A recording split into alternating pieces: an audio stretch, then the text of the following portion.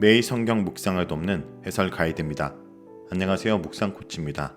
함께 읽고 나눌 말씀은 이사야 33장 1절에서 24절까지 말씀입니다. 하나님은 폭력적인 세력인 아수르를 진멸하고 어리석은 정치가들이 씌워놓은 속박의 굴레를 벗어주십니다. 그분께서 시온에서 왕으로 통치하시며 예루살렘의 영원한 안전을 가져다 주십니다. 32장의 경우처럼 33장의 시대적인 배경도 아수르의 위협으로 인해 유다가 생존의 갈림길에 서 있었던 주전 8세기 전후에서 찾을 수 있습니다.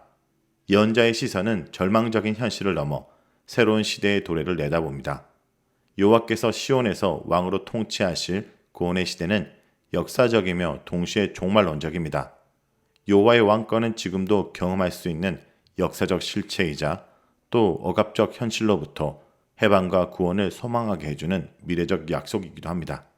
자, 먼저 1절에서 11절 읽겠습니다. 너 학대를 당하지 아니하고도 학대하며 속이고도 속임을 당하지 아니하는 자여, 하있을진저 내가 학대하기를 그치면 내가 학대를 당할 것이며 내가 속이기를 그치면 사람이 너를 속이리라. 여호와여 우리에게 은혜를 베푸소서. 우리가 주를 앙망하오니 주는 아침마다 우리의 팔이 되시며 환난 때에 우리의 구원이 되소서. 요란한 소리로 말미암아 민족들이 도망하며 주께서 일어나심으로 말미암아 나라들이 흩어졌나이다. 항충의 때같이 사람이 너희의 노량물을 모을 것이며 메뚜기가 뛰어오름같이 그들이 그 위로 뛰어오르리라. 여호와께서는 지극히 존귀하시니 그는 높은 곳에 거하심이요 정의와 공의를 시온에 충만하게 하심이라. 내 시대에 평안함이 있으며 구원과 지혜와 지식이 풍성할 것이니 여호와를 경외함이 내 보배니라. 구원의 빛을 만나기 위해 어둠의 골짜기를 지나야 하는 자들에게 주는 말씀입니다. 불의한 세력의 승리에 흔들려서는 안 됩니다. 이들이 교만하게 폭력을 행사하며 승리를 즐길 수 있는 기간은 제한적입니다. 여호와께서 이미 일어나셨기에 그분 백성을 위협하는 불의한 세력의 멸망은 시간 문제에 불과합니다. 신앙인은 하나님의 정의를 신뢰하고 그분께서 불의한 권력을 징계하실 때까지 참고 기다려야 합니다. 그는 현실의 어려움을 이겨낼 수 있도록 매일매일 그분께 힘을 달라고 간구해야 합니다. 신앙인은 세상 권력의 종말을 미리 경험하며 하나님을 찬양합니다. 높은 곳에 거하심의 의미는 이중적입니다.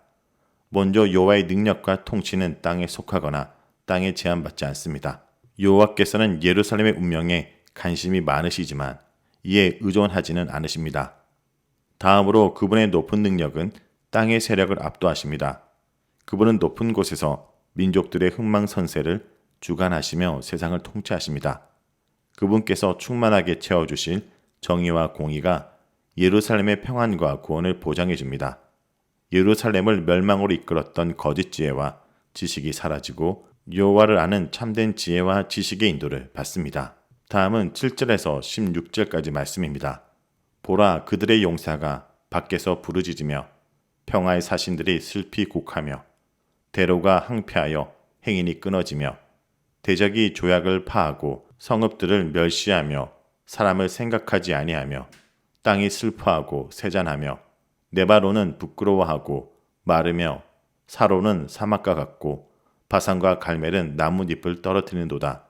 여호와께서 이르시되 내가 이제 일어나며 내가 이제 나를 높이며 내가 이제 지극히 높아지리니 너희가 결을 잉태하고 짚을 해산할 것이며 너희의 호흡은 불이 되어 너희를 삼킬 것이며 민족들은 불에 굽는 흰돌 같겠고 잘라서 불에 사르는 가시나무 같으리로다.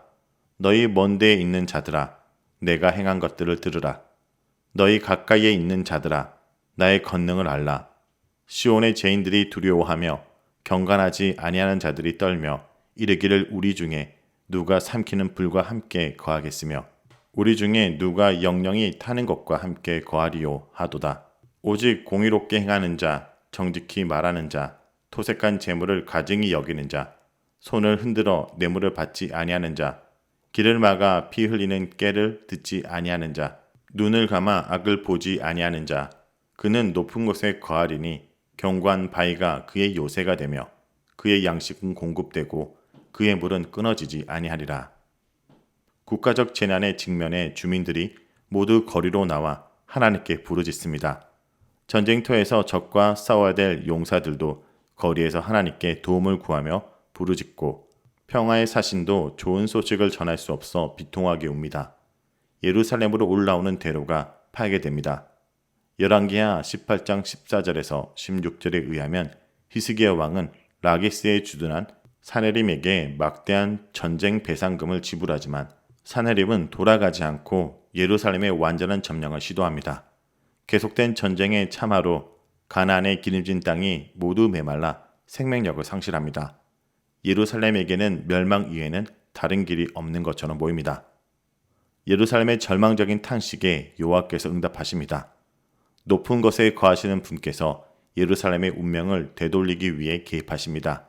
10절에서는 이제 일어나며 이제 높이며 이제 지극히 높아지리라를 3번 반복적으로 사용하면서 새로운 구원 사건이 시작되고 있음을 단호하게 선포하십니다. 민족들의 악한 계획은 죽음의 열매를 맺을 뿐입니다. 생명력이 없는 겨를 잉태하여 불쏘시개나 쓰이는 지푸라기를 낳을 뿐이며 예루살렘을 위협하는 이들의 거친 쓴소리는 멸망의 불만 더 짚을 뿐입니다. 이들은 등에 마른 지푸라기를 쥐고 멸망의 불구덩이로 달려드는 자들과 같습니다. 불에 타고 남은 흰돌처럼 불에 던져진 가시나무처럼 될 것입니다. 하나님의 심판에 의해 완전히 멸망당합니다. 먼데 있는 자들과 가까이 있는 자들은 너무 늦기 전에 하나님의 놀라운 능력을 깨달아 알아야 합니다. 그분께서는 대적하는 자들을 진멸하기 위해 여러 번 일어나셨기에 역사를 되돌아보면 그분의 권능을 알 수 있습니다. 여호와의 함께하심이 누구에게나 구원을 의미하지는 않습니다. 거룩하신 분의 현존은 죄인들과 경건하지 아니하는 자들에게는 치명적입니다. 이들에게 그분은 삼키는 불과 영영이 타는 것이 되십니다.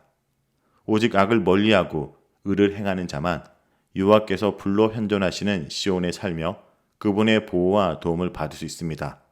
15절에 열관 6부류의 예들은 모두 하나님의 백성의 연대성과 관련되어 있습니다. 공의는 하나님 백성의 연대성을 유지시켜 나가는 기본 덕목에 속합니다. 높은 곳과 견고한 바위로 된 요새는 적이 침략할 수 없는 안전한 곳을 가리킵니다. 하나님의 현존이 외부의 위협으로부터 안전하게 지켜줄 뿐만 아니라 양식과 물도 공급해 주십니다. 여호와를 경외하며 정의와 공의를 실천하며 사는 사람들에게는 안전과 일용할 양식이 보장됩니다. 다음은 17절에서 24절입니다. 내 눈은 왕을 그의 아름다운 가운데서 보며 강활한 땅을 눈으로 보겠고 내 마음은 두려워하던 것을 생각해 내리라. 계산하던 자가 어디 있느냐? 공세를 계량하던 자가 어디 있느냐? 망대를 계수하던 자가 어디 있느냐?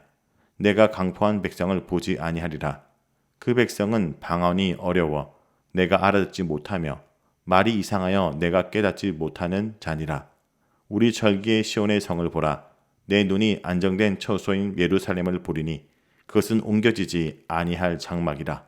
그 말뚝이 영영이 뽑히지 아니할 것이요 그 줄이 하나도 끊어지지 아니할 것이며 여호와는 거기에 위험 중에 우리와 함께 계시리니 그곳에는 여러 강과 큰 호수가 있으나 노 젓는 배나 큰 배가 통행하지 못하리라.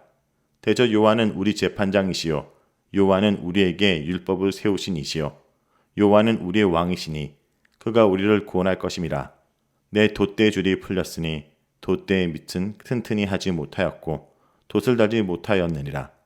때가 되면 많은 재물을 탈취하여 나누리니 저는 자도 그 재물을 취할 것이며 그 주민은 내가 병들었노라 하지 아니할 것이라. 거기에 사는 백성이 사죄함을 받으리라. 예루살렘이 보게 될 아름다운 모습의 왕이 메시아 또는 하나님을 가리키는지는 모호합니다. 하지만 분명한 것은 예전의 통치자들과 달리 구원을 보장해주는 통치자라는 점입니다. 그분은 왕에게 합당하게 할애하고도 위엄있게 외관을 꾸미고 예루살렘으로 돌아오십니다. 아름다운 왕이 다스릴 구원의 시대에 이스라엘의 영토는 끝이 보이지 않게 확장됩니다. 구원의 시대의 출발은 먼저 이방 억압으로부터 해방입니다. 그때는 지금 겪고 있는 굴욕과 좌절의 시간을 지나간 각오로 회상하게 됩니다. 더 이상 정복자들에 의해 경제적으로 약탈당하거나 군사적으로 통제를 받지 않습니다. 무기력하게 바라보았던 이상한 말을 떠들며 거만하게 거리를 할보하던 아수르 정복자들을 더 이상 보지 않게 됩니다. 정복자들이 떠난 시온이 다시 축제의 기쁨을 즐기고 영원한 안전을 누리게 됩니다. 예루살렘이 안전한 목초지, 옮겨지지 아니할 장막이 됩니다. 풀이 넉넉하고 안전하여 양떼가 다른 곳으로 옮기지 않아도 되는 것처럼 하나님의 백성은 예루살렘에서 안정적으로 영원히 살게 됩니다. 여호와께서 성의 안전을 보장해 주십니다. 큰 성 주변을 두르고 있는 강이나 해자처럼 예루살렘에 현존하시는 그분의 영광과 권능이 강물처럼 성 주변을 흐르기에 적들의 접근 자체가 용납되지 않습니다. 예루살렘의 절대 안전은 여호와의 왕권에 근거합니다. 여호와께서 우리의 재판장으로 우리에게 율법을 세우신 이로 우리의 왕으로 직접 통치하시기에 다른 재판장이나 통치자가 불필요해집니다. 예루살렘 주민은 사죄함을 받았기에 그곳에는 병든 자나 연약한 자가 없습니다. 사죄함이 질병으로부터 해방의 전제 조건이 됩니다. 여호와께서 왕으로 통치하신 예루살렘에는 생명을 위협하는 어떤 악한 세력도 발을 붙일 수가 없습니다. 그분은 예루살렘을 외부의 위협으로부터 지켜주실 뿐만 아니라 주민들의 생명도 안전하게 보호해 주십니다. 23절에 여호와께서 예루살렘에서 왕으로 통치하시기에 깃대를 세워 군대를 소집할 필요가 없어집니다. 사용하지 않아 깃대의 줄이 늘어진 채 방치됩니다. 여호와께서 홀로 싸우시기에 예루살렘 주민들은 더 이상 전쟁에 동원되지 않습니다. 자, 여기까지가 이사야 33장 1절에서 24절까지 말씀입니다. 오늘 말씀을 통해 우리는 무엇을 묵상하고 적용해야 할까요? 첫째, 평안은 오직 주님의 손에 있습니다. 아수르의 위험 앞에서 선지자는 하나님만이 이스라엘의 안전이 되고 구원이 되어 달라고 간구합니다. 아수르와 애굽을 의지하는 헛된 지혜 대신에 하나님을 의지하는 참 지혜와 지식으로 하나님을 경외하게 해달라고 간구합니다. 은혜는 믿고 구하는 자에게 현실이 됩니다. 그러므로 하나님의 다스림을 받을 때 가장 안전하고 풍요롭게 될 수 있다는 것을 믿고 의지해야 됩니다. 둘째, 하나님의 공의를 행하는 자가 하나님의 보호와 공급을 받습니다. 죄인들과 경건하지 않는 자들은 삼키는 불같은 하나님 심판 앞에서 두려워 떨게 될 것입니다. 그러나 하나님의 공의를 행하는 자는 하나님의 보호와 공급을 받습니다. 모든 사람이 구원의 대상이 아닙니다. 구원은 그 자체가 목적이 아니라 하나님과 함께 거하여 그분과 교제하는 하나님 나라의 건설이 목표입니다. 그분처럼 거룩하고 정의롭고 공의롭고 악을 미워하는 자만 시온에 거하여 안전할 수 있습니다. 그러므로 성도 여러분, 오늘도 하나님의 보호하심과 공급을 받는 백성답게 하나님이 원하시는 공의를 행하는 자로 살아가는 주의 백성들 되길 간절히 기도합니다.